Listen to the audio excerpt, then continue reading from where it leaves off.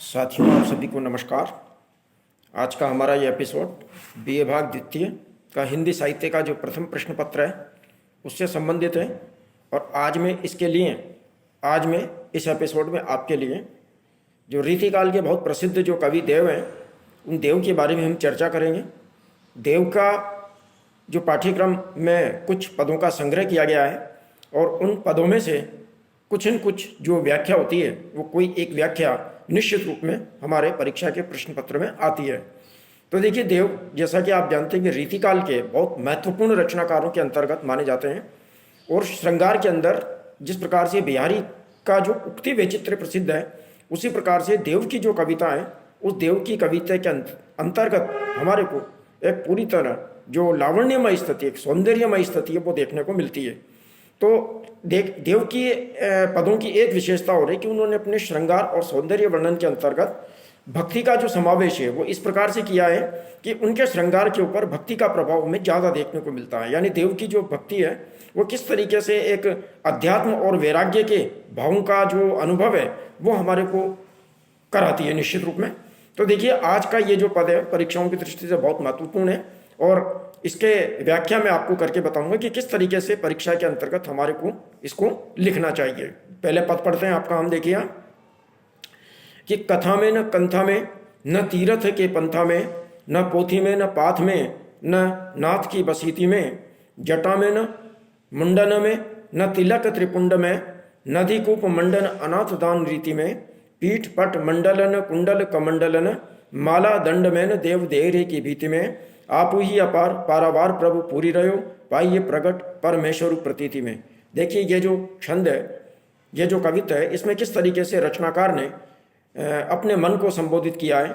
हम देखते हैं कि मनुष्य ईश्वर की भक्ति करने का प्रयास करता है और ईश्वर की भक्ति करने के प्रयास में वो विभिन्न प्रकार के जो बाह्य उपक्रम होते हैं, विभिन्न प्रकार की जो बाह्य प्रक्रियाएं होती हैं उनको करता है। परंतु देव का ये मानना है कि ईश्वर की भक्ति सच्चे मन से, प्रेम, विश्वास और स्नेह से ही प्राप्त की जा सकती है। बाहरी जो विभिन्न प्रकार के दिखावे हैं, विभिन्न प्रकार के जो आडंबर हैं, वहाँ उनका प्रयोग करने से हमें ईश्वर के दर्शन नहीं हो सकते हैं। क्या कहता है रचनाकार अपने मन को संबोधित करते हुए, यानी कि एक जो साधु संत है उसको संबोधित करते हुए एक प्रकार से रचनाकार कह रहा है, व्यंग्यात्मक रूप में अपने बात को प्रकट करते हुए कह रहा है। क्या कह रहा है कवि देव कि देखिए, कथा में न कंथा में, हम कहते हैं कि ईश्वर की भक्ति कहाँ मिलती है। हमारे को जो उपदेशक हैं, जो बड़े बड़े हमारे विद्वान हैं, जो बड़े बड़े संत महात्मा हैं या बड़े बड़े जो और लोग हैं, वो विभिन्न प्रकार के उपदेश देते हैं। क्या कहते हैं वो कि कथा में, कि अगर तुम्हें ईश्वर की प्राप्ति करनी है तो तुम कथा को, कहानियाँ सुनो, भगवान की जो हरि कथाएं उनका श्रवण करो, उनका मनन करो, उनके बारे में विचार करो।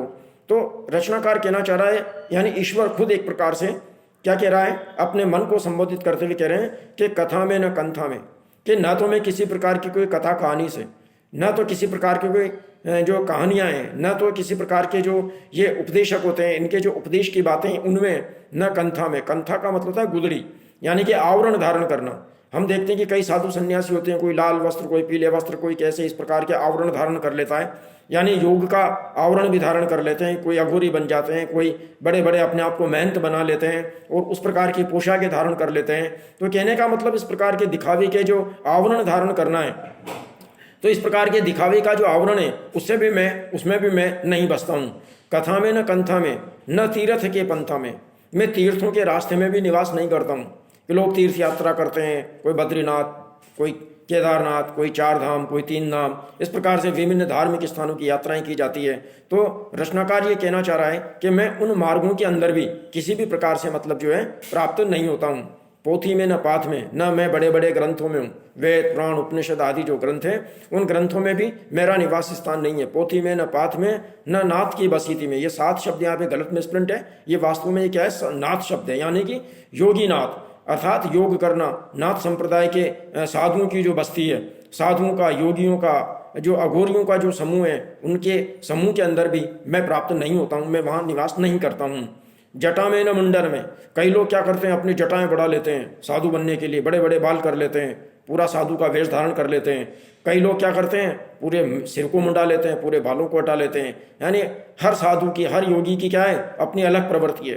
कोई जटाएं बढ़ा लेता है, कोई मुंडन करा लेता है। तो मैं न तो ऐसे जटाधारियों में प्राप्त होता हूँ और न मैं ऐसे मुंडनधारियों में, न तिलक त्रिपुंडन में। कोई तिलक लगा लेते हैं, 3-3 लाइनों के तिलक लगाते हैं, 3 पंक्तियों की तिलक को क्या कहते हैं, त्रिपुंड कहते हैं। तो ऐसे तिलक और त्रिपुंड है, ऐसे छापे तिलक है, इनके माध्यम से भी मैं प्राप्त होने वाला नहीं हूँ। नदी कूप कुंडन अनाथ दान रीति में कई लोगों का क्या मानना है कि भाई नदियों में नहाओ, पवित्र नदियों में स्नान करो, पवित्र कुंडों में स्नान करो। तो नदी कूप कुंडन, ऐसे बड़े बड़े जो नदियाँ हैं, कुएँ हैं, कुंड हैं, इनके अंदर स्नान करने से, कि गंगा में नहाओ, यमुना में नहाओ, इस प्रकार के स्नान से क्या होगा, ईश्वर की प्राप्ति होगी, प्रेम की प्राप्ति होगी, ऐसा संभव नहीं है। तो नदी कूप कुंडन अनाथ दान रीति में कोई कहते हैं भाई दान करो, पुण्य करो। तो मैं इस प्रकार की जो दान की रीतियाँ हैं, कुंडों में स्नान करना है, नदियों में स्नान करना है, तीर्थ यात्राएं करना है, या इसी प्रकार से योगियों के आवरण धारण करना है, छापे तिलक लगाना है, ऐसे जो जितने भी बाह्य क्रियाकर्म हैं, इन सारे बाह्य क्रियाकर्मों से मैं किसी भी स्थिति में प्राप्त नहीं होता हूँ, यानी कि ईश्वर का निवास वहाँ पे नहीं होता है।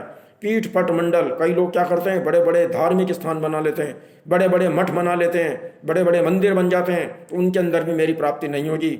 न कुंडल कमंडल में।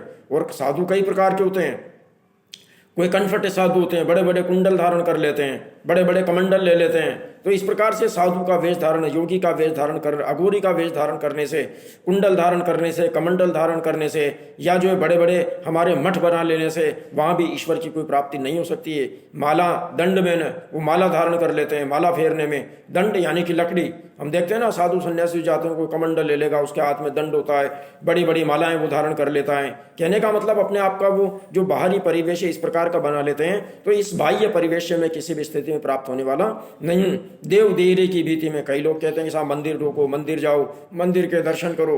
तो देवताओं की जो दहली है, मंदिरों की जो दहलीज है, वहां भी मैं प्राप्त होने वाला नहीं हूं। मैं आपू ही अपार पारावार प्रभु पुरी, में तो अपार हूं, पारावार की बात है, समुद्र की भांति। ईश्वर तो क्या है, अंत ही ने, मतलब आपू ही अपार पारावार प्रभु पूरी रहो, कि जो प्रभु है वो तो सब जगह पूरे संसार में सर्वत्र व्याप्ति, मतलब पाइए प्रगट परमेश्वर प्रतीति में। तो वो जो परमेश्वर है, वो जो ईश्वर है, उसको तो केवल प्रतीति यानी कि प्रेम के माध्यम से, विश्वास के माध्यम से, श्रद्धा के माध्यम से ही पाया जा सकता है।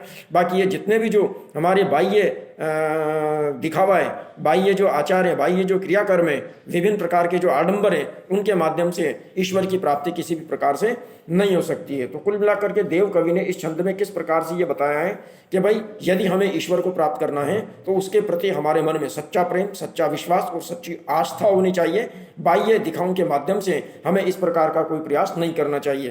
तो छात्रों, आप देख, कुल मिला के बात यह है कि इसका जो प्रसंग हम बताएंगे वो बताएंगे कि इसमें देव कवि ने एक प्रकार से जो है प्रेम के माध्यम से ईश्वर की प्राप्ति पर बल दिया है, और उन्होंने श्रृंगार सौंदर्य के साथ साथ अपनी भक्ति का जो प्रभाव है वो यहाँ पर स्पष्ट किया है। तो कहने का मतलब ये हुआ कि ईश्वर की प्राप्ति के लिए हमें किसी प्रकार के बाह्य आडंबरों की आवश्यकता नहीं है, हमें सच्चे मन और विश्वास की आवश्यकता होती है, और उसी के आधार पर हम ईश्वर को अपने हृदय के अंदर ही प्राप्त कर सकते हैं। वो तो अंतहीन समुद्र की भांति हमारे हृदय के अंदर पूरी तरह सदैव निवास करते हैं, स्थापित रहते हैं। धन्यवाद।